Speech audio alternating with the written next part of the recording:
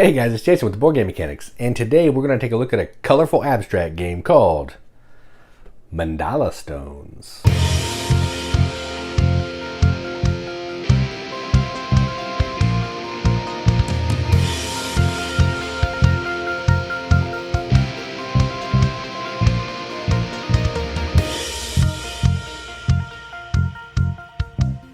Mandala Stones is a game for 2 to 4 players from Board and Dice. Plays in about 30-ish minutes. It's pretty quick, no matter the player count, because turns are, you do one of two things, goes really quickly. And what you're doing in this is you are collecting different types of stones to give you certain ways to score points. There's a theme to it, but effectively this is an abstract game. You're collecting tiles of stones that have one or two patterns on top. You're trying to score by getting stacks on your board. They're going to score different ways, but the scoring, you need to have certain colors of stones on top to get the most out of the scoring. So it's kind of a puzzle to figure out the best way to take the tiles you need to fill in the scoring stacks that you have open on your board. So that's enough talking about it and enough killing the theme of a game that already doesn't really have a theme, but they did a good job putting the theme in here. We'll come back to that later.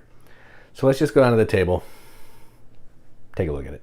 All right, so here's a game of Mandala Stones, all set up for 2 players. Setup is pretty straightforward. No matter the player count, it's going to be set up the same way, just more player boards out. So to set up, you're going to give each player a player board, a score marker, a +50 marker, a turn, what you can do on your turn, so you can score or pick, so like an action card, and 2 in-game goals. They'll be face down. You're going to score one of these at the end of the game. So this is something you're trying to shoot for while you're playing. Then you're going to put the mandala board out here, and you're going to set up all the stones like this. Oh, hang on. Like this, stacks of 4 each on all the spaces that have the awesome little art. And then you're going to put the artists in this plus sign pattern, right like that.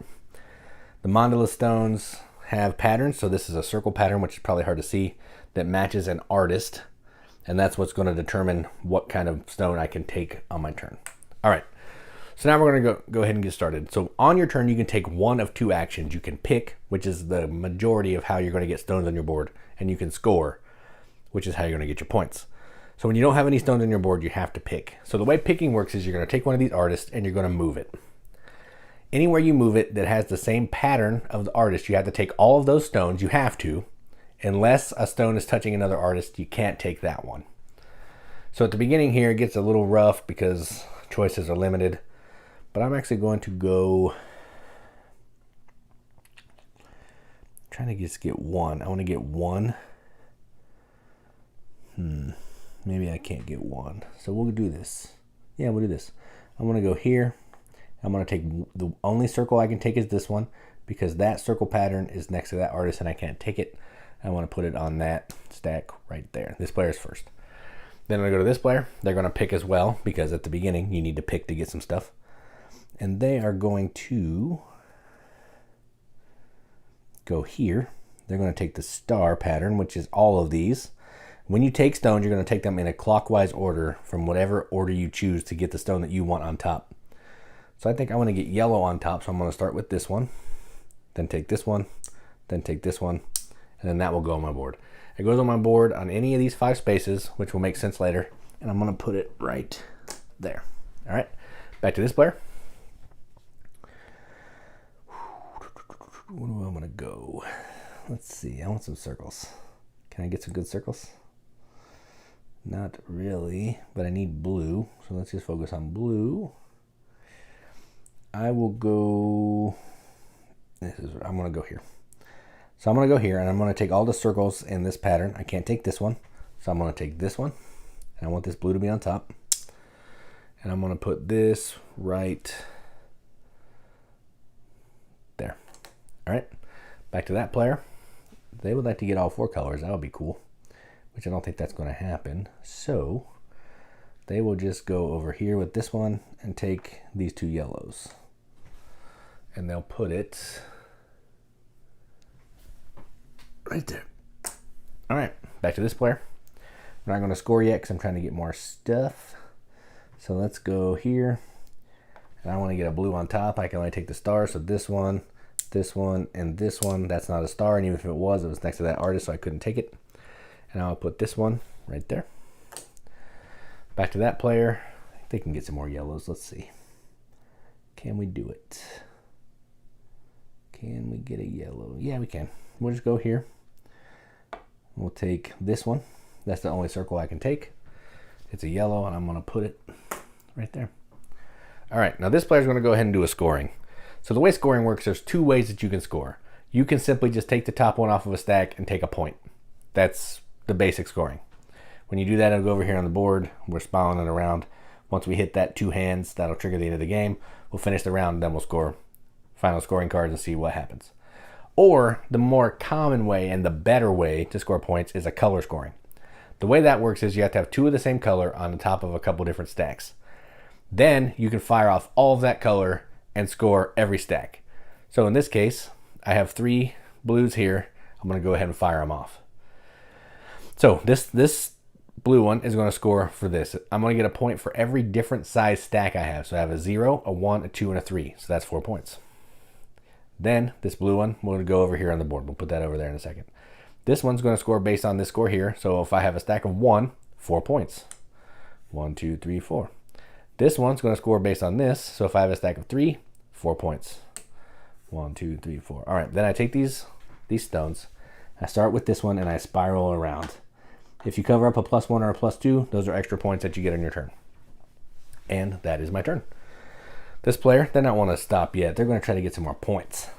So they're going to go here, and they're going to take, they want to get that yellow one on top. So they take a star, not a star, and they're going to put it right there. All right. Back to this player. I could score again because I have 2 stacks that have the same color on top, but I don't want to right now. So I'm going to try to get some more purples. So let's go. Is there a good place that gives me some solid purple? Yeah, let's go here. So I'll go here. I'll take these 2 purples. They're both the same pattern, so it doesn't matter if I go clockwise or not. And we'll throw it right there. All right, back to that player. I think we can get another yellow. Let's do it. See if we can do it. Ooh, I don't think we can, actually. I don't think we can.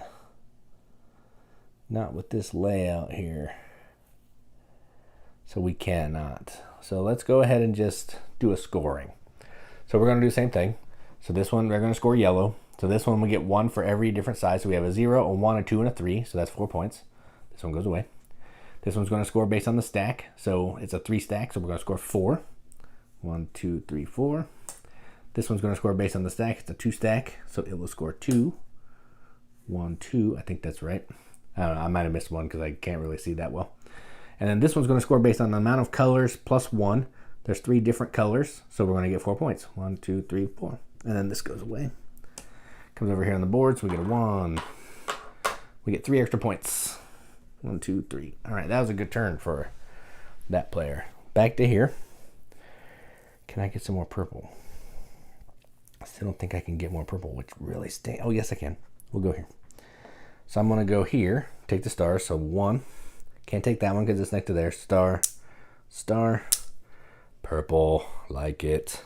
We'll put it right there. That player does not want to score right now, so they're going to move this circle over here. They're going to try to get blue, so they will go blue, pink, and blue. And they will put it right there. Now I'm going to go ahead and score. I have a stack of... So this scores all the stacks. So it's 0, 1, 2, 3. So I'll get 4 points. This one goes away. This one's stack of 2, which gives me 3 points. Oh, I already did that. This one's a stack of 2, which gives me 2 points. 1, 2. This one has 3 colors, which I don't know how well you can see. 3 colors plus 1 is 4. 1, 2, 3, 4. Then these all go over here on the mandala board. 1, 2, 3. I cover up with +2. 2 more points. All right. And that's the way the game's going to play until one of 2 things happens. So the end game is triggered when either we fill up the mandala board in a 2-player game to here.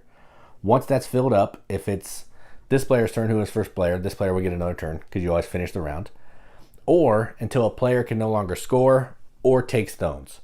I haven't seen that happen. I don't know if that can happen. Apparently it can. It's in the rule book. So those are the 2 ways the game ends. More likely than not, it'll be this way. Then at that point, you're going to look at your in-game goal cards. So I would have been preparing for these, a few rounds ago if this was actually how the game was planning out. Like if you see it's coming around, you're going to start working towards these. So I want to look at these cards and try to score one. If you end the game with exactly 2 stones. So if I ended the game like this, I would get 1, 2, 3, 4, 5, 6, 7 more points. Score that. That one doesn't score. And that would be my final score. That's a terrible final score. But again, I played like half the game. They would do the same thing. And then whoever has the most points is the winner. And that's how you play Mandala Stones. Let's go up the top. See what you think about it. All right, well, that was Mandala Stones.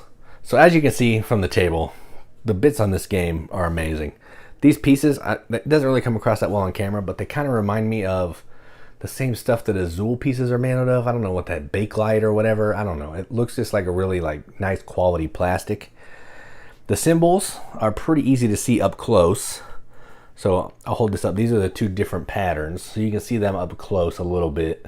My only complaint is the yellow is a little tricky to see in certain light. Like even just looking at it now on my table, it's kind of hard to see which pattern is what, but not impossible. But I can see if maybe you had not the best eyesight or if you had bad lighting, it could be a little tricky. Again, it's a 30-minute game and you can definitely, if you just pick it up and move it a little bit, you can see it. So it's not a big deal, but I really like the tokens.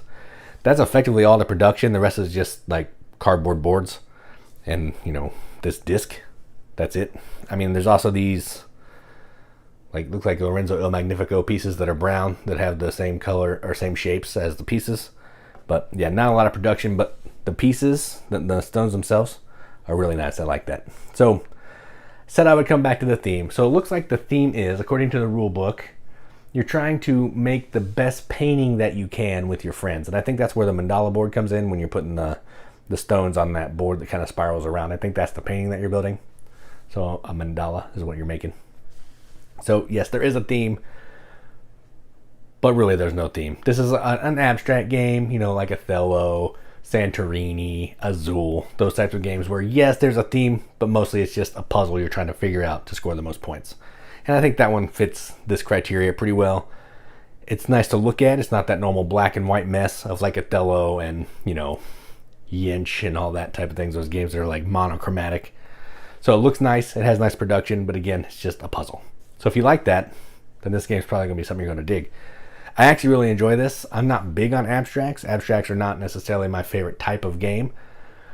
But when they only take 30 minutes, I can handle that. And if they're nice to look at, they have some color, some nice pieces, I can also get behind that as well. So I enjoy this one quite a bit. I'm actually going to give this a BGM accepted seal. This is going to get a 7.5 out of 10 on BGG, which is a 3.75 out of 5. On our arbitrary wrench scale, it means absolutely nothing. But we have to give it the games that we enjoy, and that's what I'm going to do. So that is Mandala Stones from Board and Dice. I'm Jason with the Board Game Mechanics, and as always, keep gaming.